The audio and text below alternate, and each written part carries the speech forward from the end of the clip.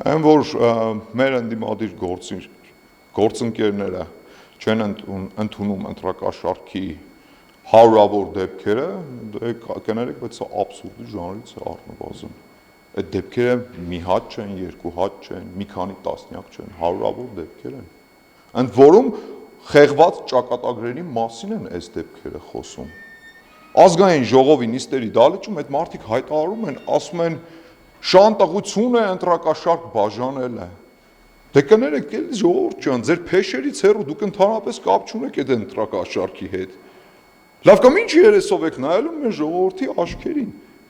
Մեր հասարակությունը, մեր քաղաքացիները, մեր ժողովուրդը գիտեն, չէ՞ ախր ով է ընտրակաշառք բաժանել։ Բա որ ասում եք շանտաղություն է, պատկերացնում եք ձեզ արդեն ինչ աչքերով են նայելու մեր ժողովուրդը։ Սա առնվազն կներեք, բայց անլուրջ է։ Այդ խեղված ճակատագրերի համար մինչ օրս ոչ ոք պատասխան չի տվել ու չի էլ տալու։ Այդ մարդկանց օգտագործեցին ընտրությունների ժամանակ ընտրակաշառք բաժանելու համար, մեկ անգամյա օգտագործման համար էին այդ մարդիկ։ Այդ մարդիկ հիմա հայտնվեցին քրեական գործերի տակ, հայտնվեցին ճաղերի ետևում, ու այդ մարդկանց վրա իրանք արդեն խաչ են քաշել։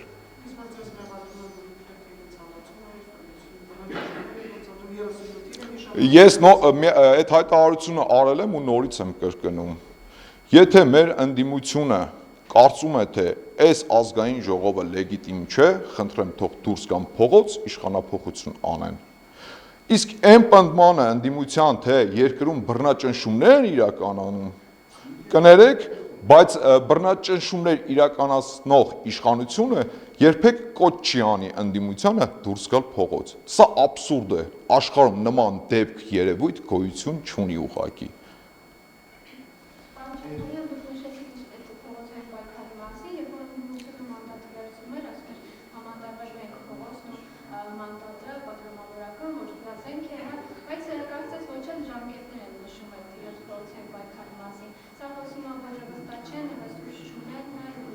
Այո, ճիշտ եք նկատել, սա խոսում է նրա մասին, որ վստահ չեն իրենց ուժերի վրա, սա խոսում է նրա մասին, որ ռեսուրս չունեն, կարճ ժամանակ առաջ Սահմանադրական դատարանի դիմաց այդ մարդիկ փորձեցին հավաքվել, ինչ-որ ակցիաներ իրականացնել, հավաքվածների թիվը տեսակ, այս մարդիկ չունեն սատարողներ, ինչի համար, մի պարզ պատճառը, որովհետև այն ընտրակաշառքը, այն փողը, որ իրանք բաժանել էին, այդ փողը չէր նախատեսված հետընտրական պրոցեսների համար, նախատեսված չէր նրա համար, որ ընտրություններից հետո մարդիկ ստիպված լինեն այդ փողի դիմաց դուրս գալ փողոց։ Այդ փողը նախատեսված էր ընդամենը ընտրություններին իրենց քվե տալու համար։ Իսկ հետընտրական պրոցեսների մասին ոչ մի պայմանավորվածություն չկար, ու իրանք էլ հիմա շատ լավ գիտեն ու համոզված են, որ եթե հանկարծ դուրս գան փողոց, խայտառակ են լինելու ուղղակի։ Պարոն Չախոյան, անցած 4 օրերի ընթացքում ընդդիմությունը ձեր ընդդիմադիր գործընկերները կարծեք թե փորձում են կառուցողական մթնոլորտում աշխատանք ձևավորել ազգային ժողովում, ինչ եք կարծում, թե ստացվում նրանց հետ այդպես աշխատել եւ նաեւ ձեր ընդդիմադիր գործընկերներից 3 հայտարարեցին, որ առաջիկան եւս սահմանագծման սահմանազատման աշխատանքներ տեղի կունենան եւ այդ ընթացքում իշխանությունը կրկին իրենց բառերով ասած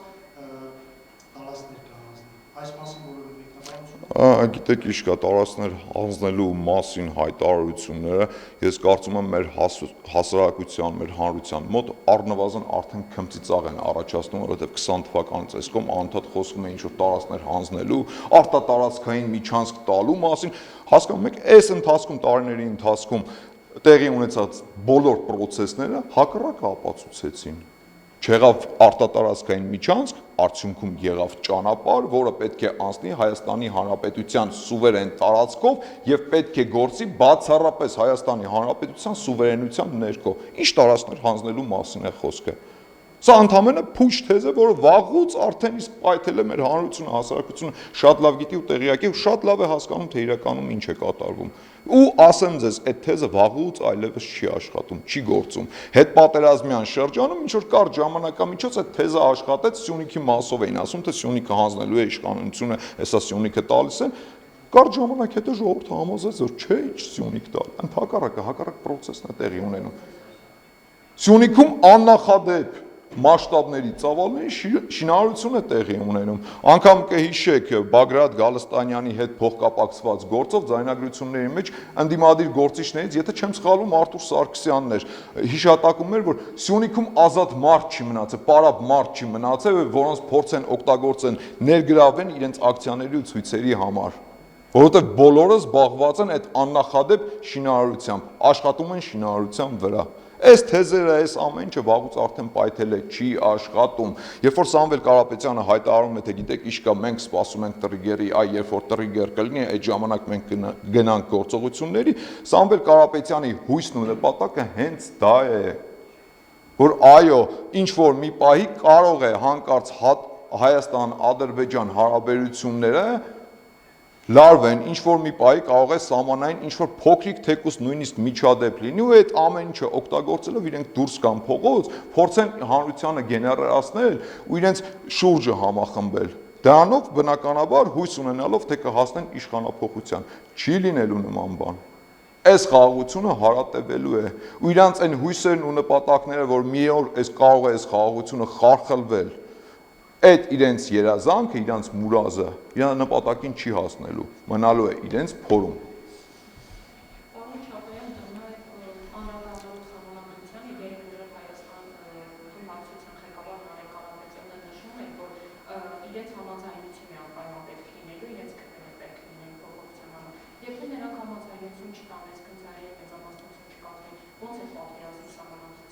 Ես կառաջարկեմ դեպքերից առաջ չընկնել, ժամանակը կգա, լուծումը կգտնենք, բայց այն որ սահմանադրության փոփոխությունը առաջինը հենց մեզ Հայաստանի Հանրապետությանն է պետք, դա միանշանակ է,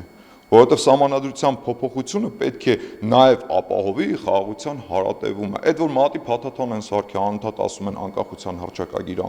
հռչակագիր, նոր սահմանադրության մեջ հղում չկա անկախության հռչակագրին, ինչի համար չկա։ Մի պարզ պատճառը, որովհետև Ղարաբաղյան շարժման էջը Հայաստանի Հանրապետությունում դե ֆակտո փակված է, բայց դե յուրե դեռ փակված չէ։ Ու առաջինը դա մեզ է պետք փակել, որովհետև այդ էջը դե ֆակտո եւ դե յուրե փակելով մենք խաղաղության հարատևությունն ենք ապահովելու։